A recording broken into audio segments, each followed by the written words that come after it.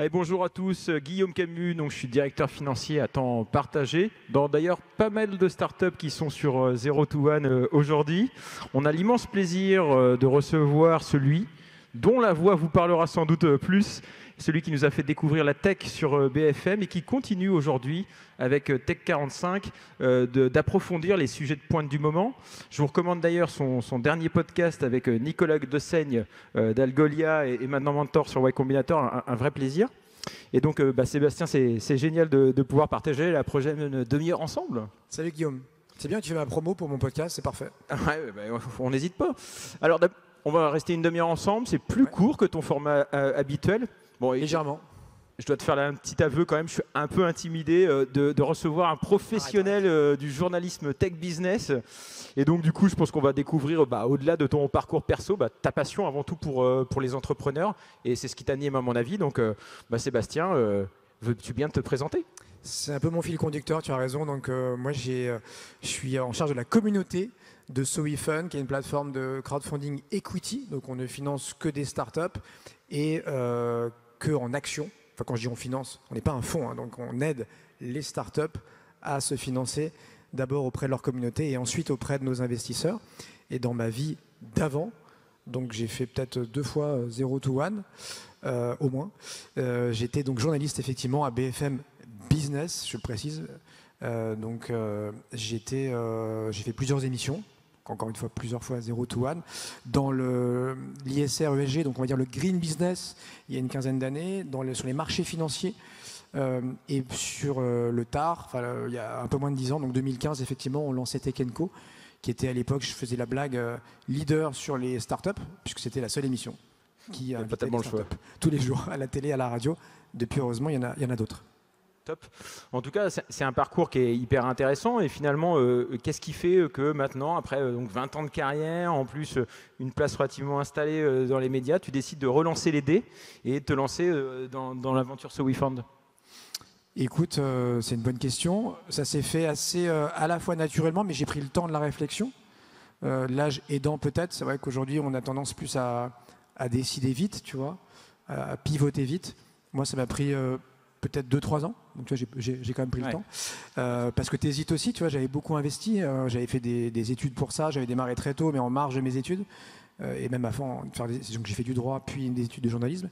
Mais donc avant de, non pas tout foutre par la fenêtre, mais quand même de décider de repartir pratiquement de zéro, j'ai réfléchi. Et pour moi, le fil conducteur, tu as raison, c'est l'entrepreneuriat, puisque c'était ma dernière thématique, BFM Business, de recevoir tous les soirs un peu de fonds, d'investisseurs, un peu d'experts en ce que tu veux, NFT, crypto, tech, data, etc. Mais surtout des entrepreneurs, des fondateurs qui se lançaient parfois en amorçage, parfois beaucoup plus évolués sur des séries A, B et plus soif.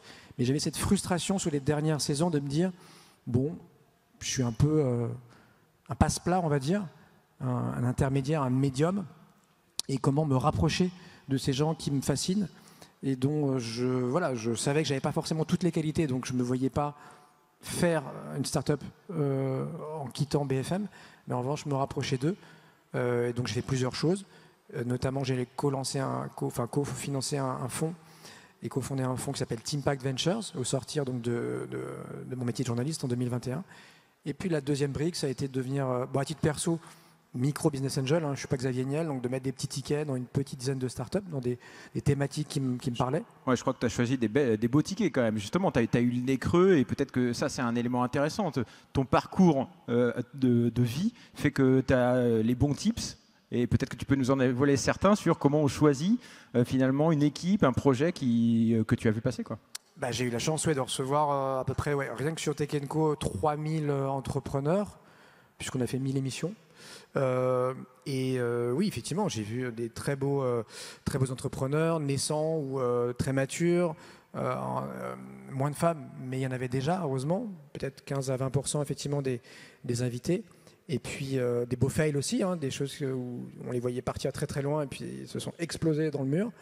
Et au sortir de BFM, effectivement, j'ai profité de mon réseau pour parfois rappeler les entrepreneurs, me présenter à eux avec une casquette forcément différente, en disant tiens, est-ce que tu me ferais de la place ?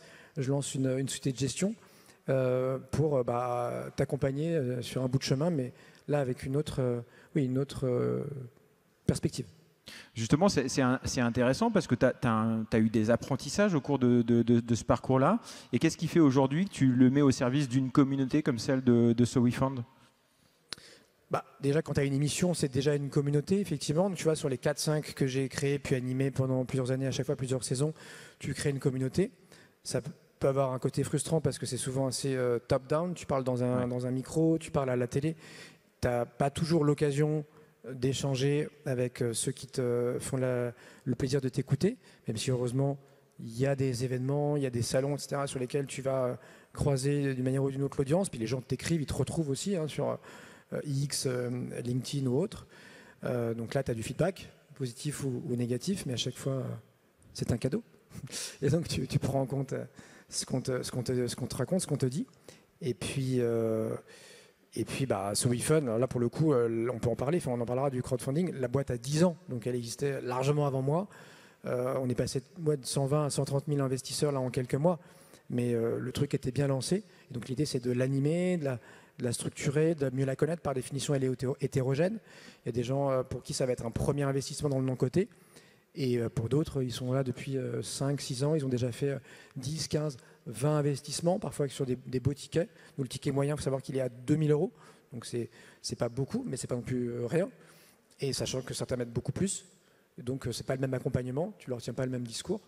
Donc, voilà, il faut s'adapter en fonction de l'audience. Moi, je trouve ça hyper intéressant. Et justement, peut-être d'un côté pratico-pratique, aujourd'hui, c'est quoi tes principales missions en tant que Chief Community Officer chez So We Fun? Parce que moi, j'étais impressionné. Tu as une présence sur les réseaux sociaux qui est assez impressionnante. Tu as liké quasiment tous les posts qu'on a fait pour vous faire venir ici nombreux dans la salle. Et du coup, je me dis, mais comment tu es organisé? Tu dois vraiment avoir une organisation rigoureuse et personnelle au service finalement de la communauté. Écoute, c'est une organisation, mais comme tout à chacun. Déjà, rappeler les bases du crowdfunding, pour ceux qui seraient tentés, sur So We Fun ou sur n'importe quelle plateforme. On est une quarantaine de plateformes agréées sur le marché français. 2 tiers sont sur l'immobilier, qui va un peu moins bien avec la crise qu'on connaît, et la hausse des taux, donc depuis 1 an ou 2. Nous, ce n'est pas notre cas, encore une fois, on est des pure players, des entrepreneurs qui lèvent des fonds auprès de leur communauté en action, donc en equity pure, même pas dossé, pas d'obligation convertible en action. Et donc, pour répondre à ton point, oui, la base du crowdfunding equity, du crowdfunding tout court, même de l'investissement, on pourrait dire, c'est qu'on peut tout perdre tout ou partie. Donc, on investit que ce qu'on peut perdre, que l'argent dont on ne veut pas disposer dans les prochains mois, voire les prochaines années, parce que souvent, l'horizon d'investissement est plutôt à 3-5 ans, et on ne garantit pas qu'au bout de 5 ans, vous aurez un événement de liquidité. Et une fois qu'on a ça en tête et qu'on sait qu'il faut diversifier, c'est-à-dire qu'évidemment, on ne met pas tout sur le bleu, sur le rouge, et que si j'ai 10 000 € à investir au second semestre 2024, je vais choisir 3-4 projets et pas seulement un seul sur lequel je me suis chauffé en quelques minutes en lisant un deck ou je sais pas, un BP sur la plateforme. Ouais, c'est intéressant parce que là, tu es à la frontière, en fait, finalement, dans l'assemblée, tu as aussi bien des investisseurs que des entrepreneurs, et donc tu es à la frontière et tu dois réconcilier 2 mondes qui essayent de travailler ensemble. Et comment on peut justement aujourd'hui animer une communauté qui fait, je crois, 130 000 à peu près followers, aussi bien d'investisseurs que d'entrepreneurs qui cherchent des fonds? Alors, ce n'est pas des followers, même s'ils nous suivent parfois assidûment.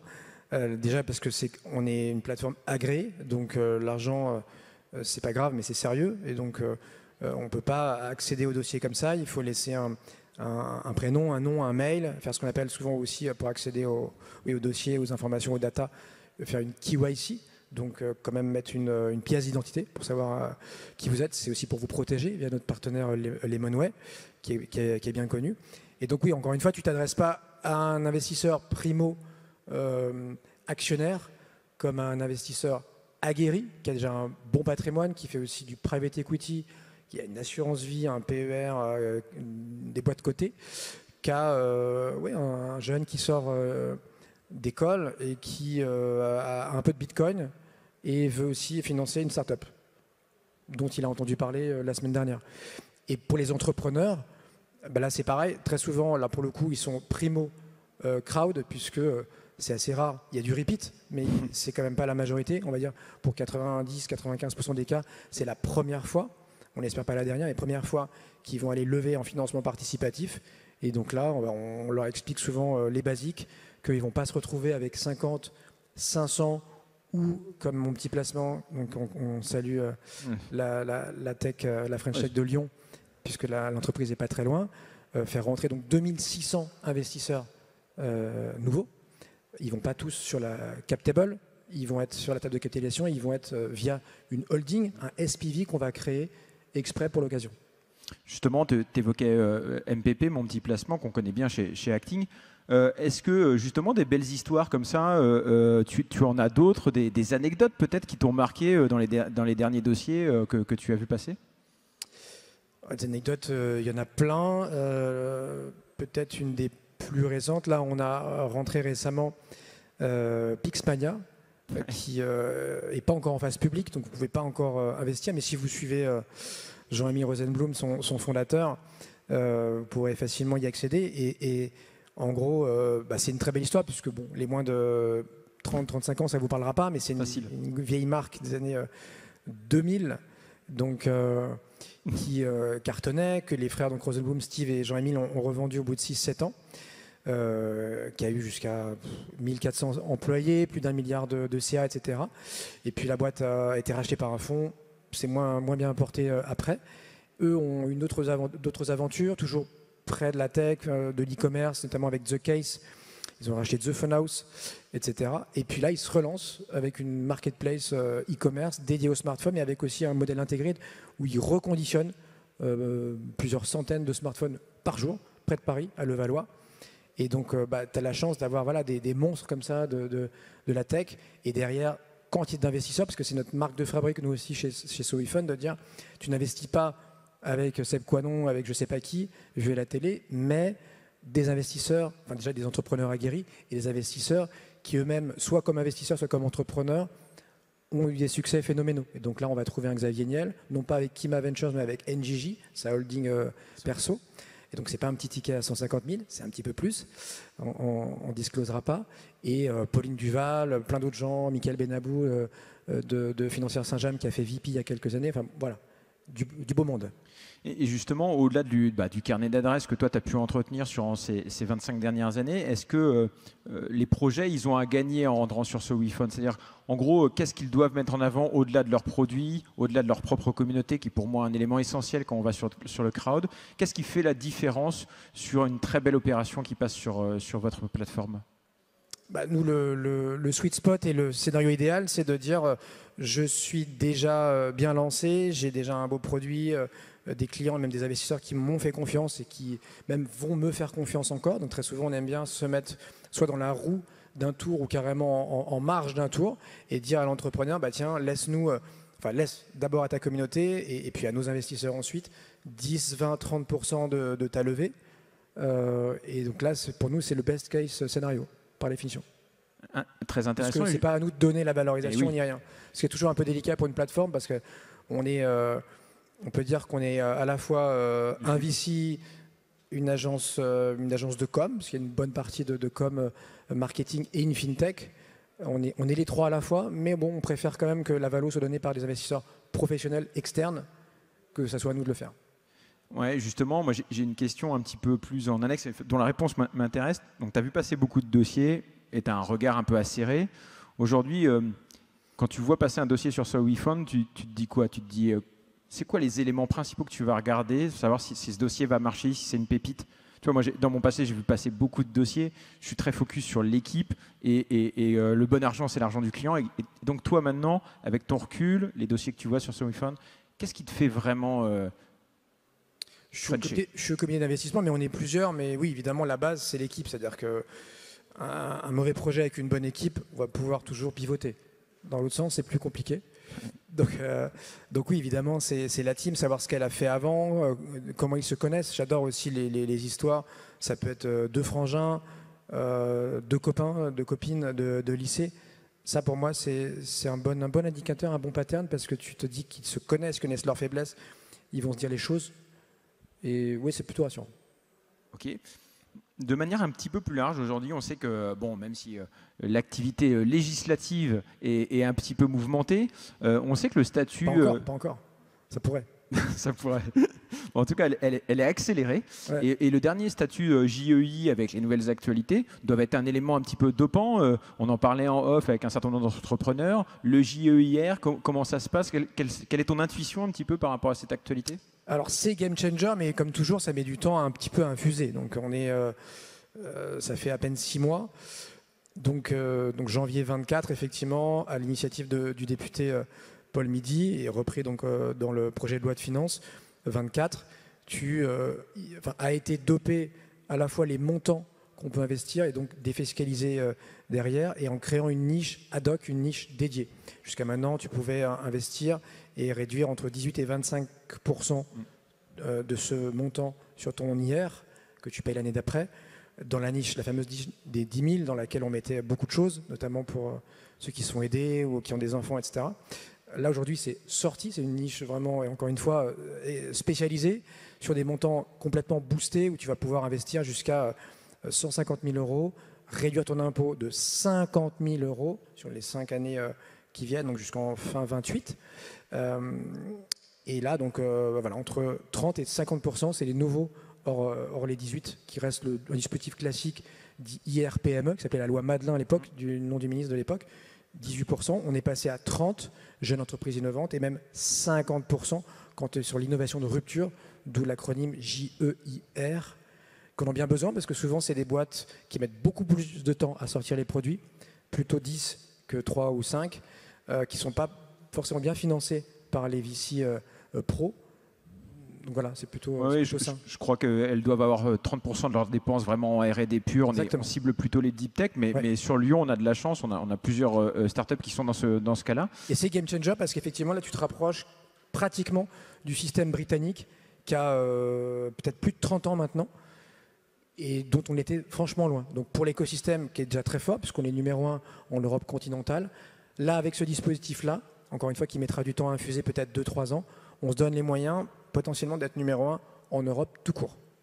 Oui, justement, c'est intéressant. Quand j'ai commencé ma carrière, on disait souvent que la France n'investissait pas en private equity et encore moins en venture. Toi, tu as vu les choses aussi évoluer. Tu te dis quoi aujourd'hui que le crowd equity, c'est un vrai moyen aussi pour pas mal de gens de remettre un premier pas et finalement d'investir dans des secteurs qu'ils ne connaissent pas et qu'ils vont découvrir avec leur participation? C'est complètement un levier parce qu'il y a une vraie logique d'offre. Il n'y a jamais eu autant de plateformes. Et en face, il n'y a jamais eu autant d'appétence, effectivement, et pour le risque chez les plus jeunes générations, et pour la diversification chez à peu près tout le monde, même chez les profils un peu plus averses au risque. On pense aux femmes qui aimaient moins parfois prendre de risques, qui préféraient du capital garanti. Là, encore une fois, on est full risque. On peut tout perdre. Donc, encore une fois, il vaut mieux avoir 5 ou 10 tickets dans sa poche plutôt qu'un seul en mettant un cierge à Notre-Dame où la possibilité de sortir et d'avoir un jour un exit est quand même assez faible, il faut le dire. Même sur des bons dossiers, parce que nous, encore une fois, notre modèle, quand je dis qu'il est proche de la VC, c'est qu'on va aussi prendre une commission de performance pour être transparent. Donc un fees à l'entrée, essentiellement pas sur l'investisseur, mais sur l'entrepreneur, sur l'argent levé. Ouais. Et une commission, oui, de performance, de surperformance à la sortie, proche un peu du carry de VC. Donc on a tout intérêt à sélectionner, encore une fois, les meilleurs dossiers, ce que ne font pas toujours toutes les plateformes malheureusement, mais ça on le sait qu'au bout de quelques années. Et l'idée, effectivement, c'est d'être aligné avec nos investisseurs et nos entrepreneurs, les pousser au maximum pour aussi créer parfois cette liquidité, parce que on est intéressé, encore une fois, à la sortie. Et on préfère un multiple de 5 que rien ou x 0,5. Ouais, justement, je pensais aux opportunités de placement. Il y a peut-être des secteurs d'activité sur lesquels il faut peut-être un peu se pencher en ce moment. Et moi, j'avais une question. On entend évidemment beaucoup parler de la CSRD, l'arrivée de la RSE en force. Et c'est vrai que c'est des choses qui, dans les placements, n'étaient pas du tout regardées il y a encore 5 ans. Toi, aujourd'hui, sur ce WeFund, tu constates que les dossiers qui sont déposés, ils sont nativement RSE compatibles, on va dire? Ce qui est fou, c'est que j'avais lancé sur BFM en 2007, ça ne nous rajeunit pas, une émission qui s'appelait Green Business, encore une fois sur l'ISR et l'ESG, et que voilà, près de 20 ans après, le truc est ni figé, ni craqué, et même en Europe, on voit qu'il y a des tensions là-dessus. Donc nous, oui, on a des labels qui sont propres aux plateformes, qu'on a parfois co-construits avec le ministère de la Transition, mais c'est encore mouvant. Et malheureusement, pour être très transparent avec toi, c'est pas forcément les dossiers les plus impact au sens large. Il n'y a pas que le climat, heureusement. Ça peut être social, sociétal, que sais-je, qui sont les plus sexy aux yeux des VC, mais aussi aux yeux du retail, donc du grand public que nous sommes tous. Ok, du coup, il y a peut-être un ou deux secteurs finalement que tu te dis, bon, on n'y pense pas souvent, mais pourtant ils sont plébiscités. On voit qu'on a de la belle traction. Bon, l'industrie en ce moment, on sait qu'elle galère, mais il y a peut-être d'autres secteurs qui justement marchent toujours aussi bien. Tu parlais du retail à l'instant. Les Français sont assez bons pour quelques thématiques. On pense au SaaS, alors les valorisations ont un peu baissé, mais les logiciels B2B fonctionnent bien. Et la deep tech, encore une fois, il faut miser dessus parce que c'est ce qui peut nous sauver de pas mal de choses sur des tendances, enfin des méga trends qu'on attend tous, tu vois, sur améliorer la qualité de l'air, la qualité des traitements, sur l'énergie, enfin tu vois, c'est infini. C'est clair. Je fais un petit pas de côté, on revient peut-être un peu en arrière. Finalement, tu te dis, bon, aujourd'hui, après 25 ans, j'ai un super carnet d'adresses et tout ça, ça fonctionne bien, mais si tu avais un conseil à donner à quelqu'un qui est dans l'assemblée sur la mise en relation, qu'est-ce qui fait que une mise en relation, que ce soit dans le business ou pour développer n'importe quel type de produit, c'est quoi les bons tips? C'est-à-dire pour demander une mise en relation? Ouais, qu'est-ce qui fait que cette mise en relation-là, j'ai envie d'y accéder et j'ai envie de donner, de faire un gift? Il faut un réseau, ça se construit au quotidien. Donc, on a maintenant des outils qui n'avaient pas forcément il y a quelques années, mais très souvent, la French Tech est aujourd'hui très dense, mais on est très souvent effectivement un ou deux grades, enfin, tu vois, de la personne que tu veux contacter. Donc, ça devient assez simple. Et voilà, une boîte à qui tu veux parler, un investisseur, un journaliste, que sais-je, si tu la ping et que ça ne marche pas en direct, il y a assez facilement la possibilité de contourner l'obstacle et qu'on te fasse une passe décisive. Après, c'est toujours le juste milieu. Ça dépend aussi des personnalités, des profils, mais à être à la fois pushy sans harceler qui que ce soit et puis d'être opportuniste dans le bon sens du terme. Ok, du coup, petite question aussi un peu différente. Moi, je me demande quelle est la personne, la femme, l'homme, que tu n'as pas encore interviewé dans ton podcast Tech 45 et que tu te dis, bon, c'est forcément, ça sera mon Graal le jour où j'arrive à la pitcher, à la serrer dans mon podcast. Écoute, il y en a deux, trois que parfois ils me résistent 3, 4, 5 ans après. Ouais. Je pense à celui qui avait vendu Antoine qui avait vendu Zenly à Snap. Donc ça nous ramène peut-être à 2018, je sais pas. Ah ouais, au moins, ouais. Zenly qui a fermé depuis, tu vois, qui a été fermé par Snap. Il lui-même s'est relancé avec Amo, réseau social. Bon voilà, on échange, tu vois, régulièrement. Il me dit t'inquiète pas, je viendrai sur ton podcast. Il me disait t'inquiète pas, je viendrai sur BFM aussi. Donc je sais pas si c'est vrai. Mais non, on essaye toujours. Il n'y a pas de Graal, mais il y a des gens que tu as envie d'avoir. Et moi, ce que j'aime bien, c'est d'avoir déjà un premier relationnel, donc les connaître avant, les croiser de manière informelle. Et si tu vois qu'il y a un fit et que tu trouves ça intéressant, pertinent de passer 3 quarts d'heure avec eux, on y va. Justement, tu me disais en off, finalement, ta passion sur les founders et des fois, le fait que des personnes qui arrivent après, qui sont late founders, apportent aussi une autre dimension. Est-ce que toi, tu gardes dans l'idée, à l'instar de ce que disait Nicolas Dessaigne dans ton dernier podcast, seul le founder peut révolutionner une boîte, ou justement quelqu'un qui apporte son énergie, un nouveau salarié. Enfin, comment tu abordes ce sujet-là au sein de... Il est hyper intéressant parce qu'effectivement, la plupart des boîtes mettent plutôt 10 ans à exploser. Et Mistral ou Sorar, il y a 1 an ou 2, sont un peu des contre-exemples, on va dire. Et parfois, au bout de 10 ans, la fondatrice sont fatigués, veulent passer à autre chose, ont eu des événements perso, etc. Donc de trouver du sang neuf, tu vois, un relais, et hyper smart. Alors ça peut être les deux, tu vois, tu peux être président non exécutif et rester dans la boîte, ou carrément passer la main. Il y a des beaux exemples, tu vois, Alban chez YouSign, c'est pas le cofondateur, c'est un late founder, effectivement, comme tu dis, mais la boîte, elle s'est jamais aussi bien portée, elle fait des dizaines de millions d'euros de chiffre d'affaires. Donc oui, aujourd'hui, on sait que c'est possible, et qu'effectivement, au bout de 10 ans, la scale-up ressemble plus à une grosse boîte, tu vois, une ETI. Elle n'est plus vraiment une start-up. Donc ça ne me choque pas qu'à sa tête, ça change.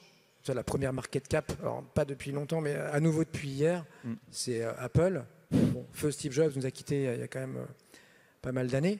Et plein de gens ont dit mais Apple c'est fini, c'est 9+, c'est foutu.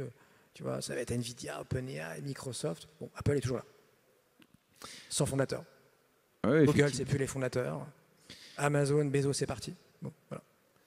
Ouais, comme quoi on peut toujours apporter, même si on n'est pas lead founder, en tout cas même un salarié peut quand même contribuer. Heureusement. Ouais, c'est clair.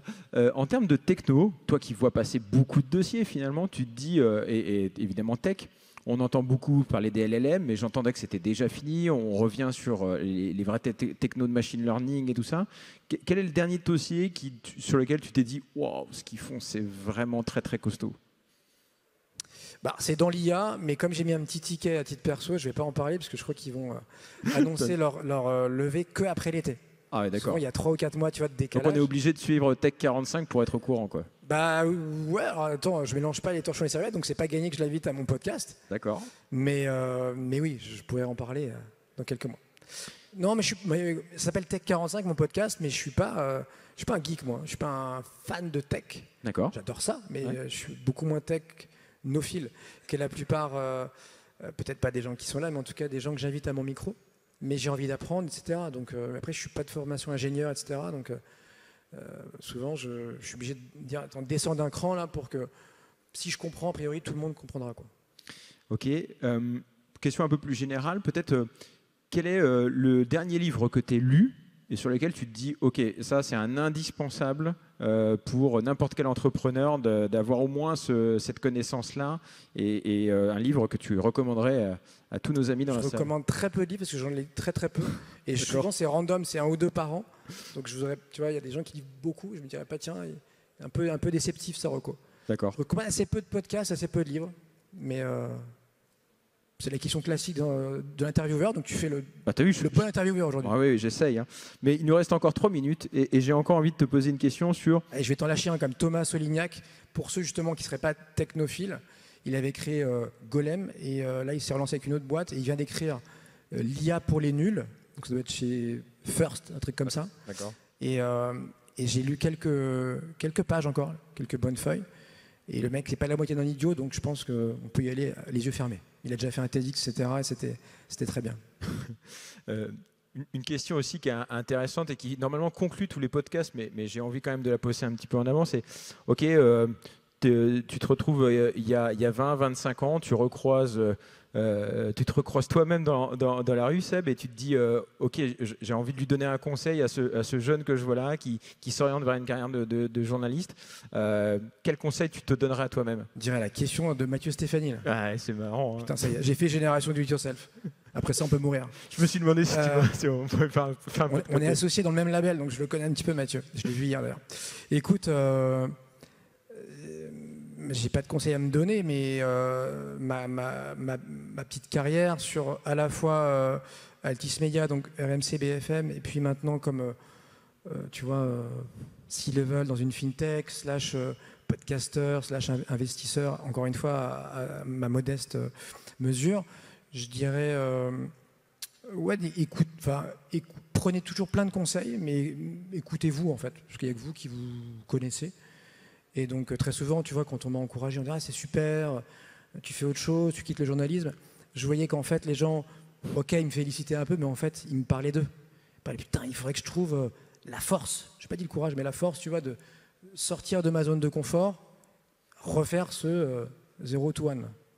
Ouais, bah c'est un sujet que je connais personnellement, tu vois, le fait de se remettre en cause. T'as eu combien de vies, toi? Pareil aussi, tu vois, où à un moment donné, il faut rebattre les cartes et voir ce qu'on vaut vraiment pour soi-même. On le fait avant tout pour soi. Et justement, quel enseignement, toi, t'en tires après 3-4 ans de finalement bascule sur un monde complètement différent?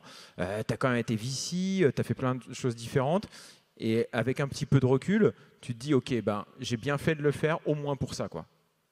Ah, mais jamais je regrette. C'est vrai qu'on me demande toutes les semaines, on me dit, mais tu regrettes pas Tech & Co, BFM et tout? Jamais la vie. Encore une fois, tu n'as qu'une vie. Donc, et aujourd'hui, heureusement, moi j'avais passé beaucoup d'années, peut-être trop. Aujourd'hui, on a 4, 5, 10 jobs dans sa vie.